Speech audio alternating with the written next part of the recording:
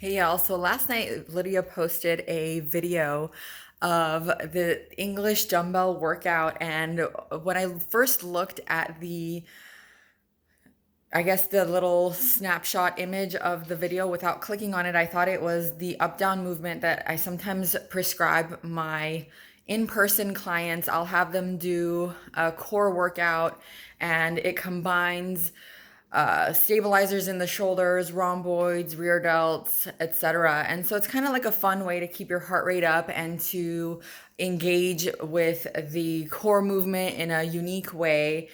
So the way I prescribe core for my remote clients is I either say, do a static movement or do a dynamic movement and provide the prescription. And I expect you guys to come up with the abdominal workout.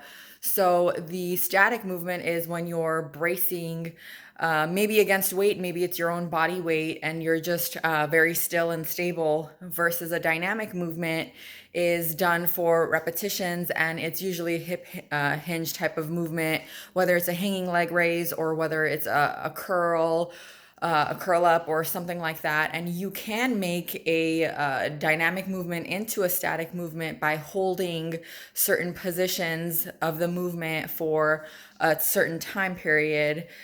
Such as for the hanging leg raise, if you were, instead of to do repetitions of the leg raise, you could do the leg raise at the top position for 15 seconds, the leg raise a little bit lower for a few seconds, a little bit higher, etc. So you can practice the range, but you use basically time as your indicator rather than repetition, and you try to stabilize. You don't try to do a full range of motion.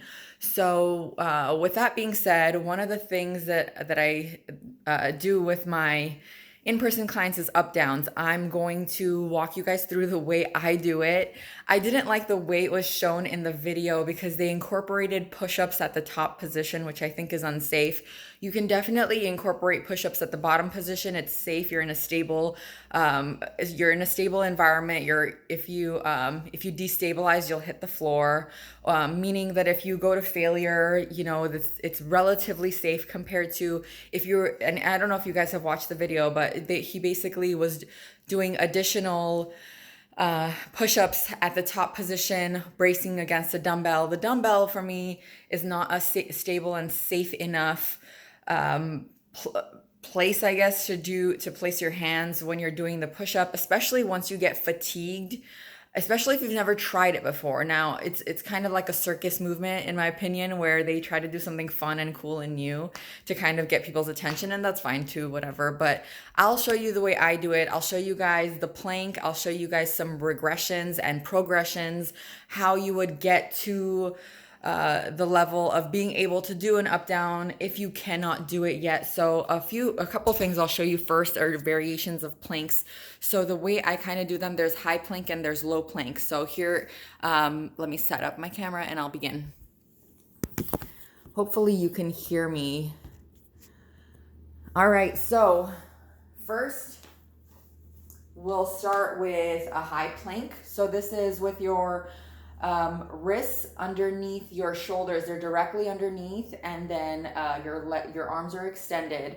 And what you're gonna do is you're gonna pull your legs back behind you like this, and you're gonna hold this position. This is high plank. So modification or regression is just to hold this position with your knees instead of with just your arms.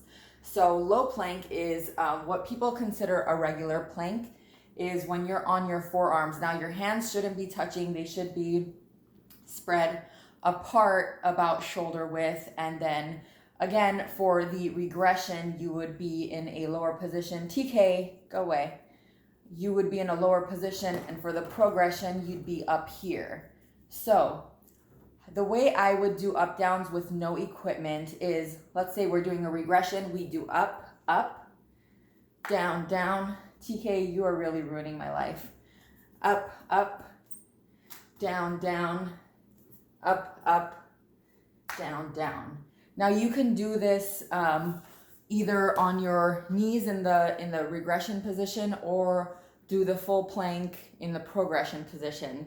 Now, once you're ready, so I will show you the way I do up downs with weight, and then I will show you progressions and regressions. So here are my weights. you want to use something that is elevated. So you're gonna have like a step, or in my case, I'm using a table that has a ridge, but usually, you know, a low box would work, a step would work. You can even use dumbbells and stack the dumbbells on top of each other, or use a dumbbell and stack a weight, like a 2.5 pound weight on top of it. Now, I will show you the way, the normal way, and then I'll show you a regression and then a progression. Okay, here goes.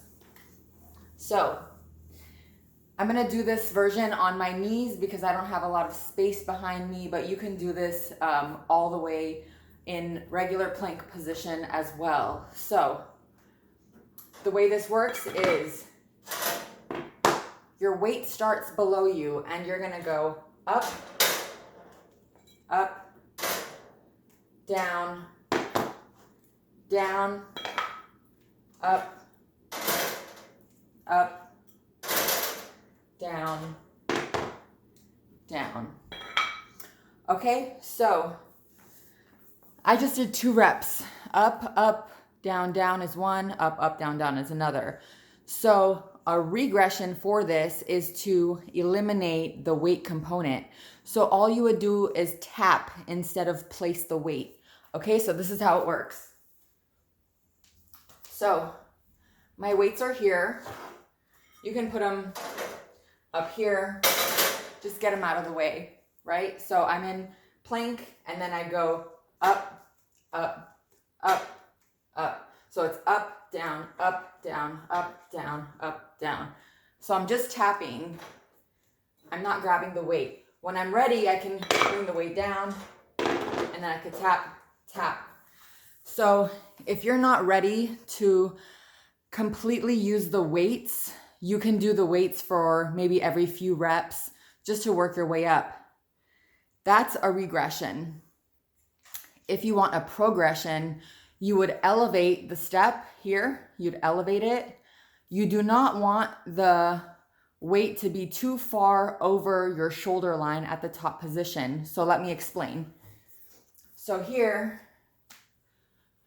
when I'm lifting the weight up here, you see my shoulder, I'm still at a pretty good angle. The highest you want to go is here. You don't want to go too far over. So when you're at the top position, the highest you'd place your step or your box or whatever is so you can place your weight in this position and down. Okay. There's a few reasons we want to do that. One reason is safety. You don't want to hurt someone's shoulder doing a core exercise by having them overreach or something of that nature.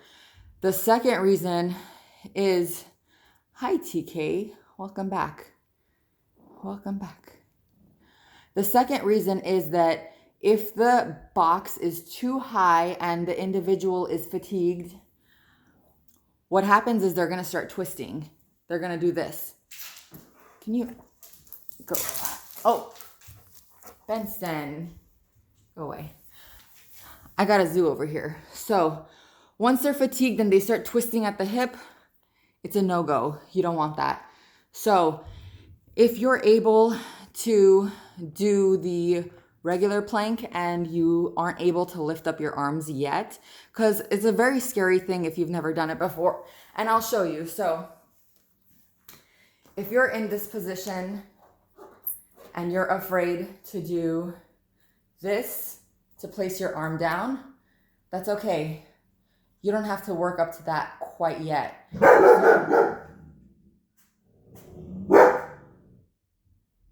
These dogs are insane. So what you want to do is to be able to be in this position and go up and then slowly bring yourself down, up, and then slowly bring yourself down. And so this way, you're not releasing your arm all the way off the ground. You're lowering yourself down and you're kind of doing negatives, all right? So try this. Let me know what you think. And yeah, let me know if you like it. I usually recommend doing like a couple sets of 10. So up, up, down, down is 1. So you'd basically be doing like 40 movements. 40, where'd I get that? 10, 4. Yeah, okay, I did my math right. My blood flow goes away from my brain when I start working out.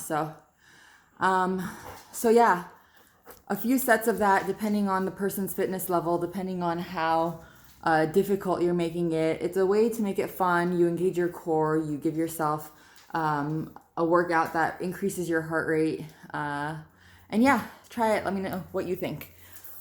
Bye.